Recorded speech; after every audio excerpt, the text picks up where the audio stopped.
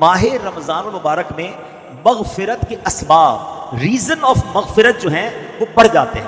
Number ایک، ماہ رمضان کا روزہ رکھنا سامان مغفرت ہے۔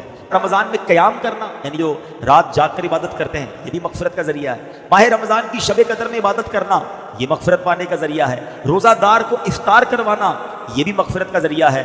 غلام یا ملازم پر آسانی کرنا، یہ بھی مغفرت کا ذریعہ ہے۔ رمضان المبارک میں ذکر اللہ کی کثرت کی جائے کہ حدیث پاک میں ہے ماہ رمضان میں ذکر اللہ کرنے والا بخشا ہوا ہے، تو ذکر اللہ بھی مغفرت کا ذریعہ ہے۔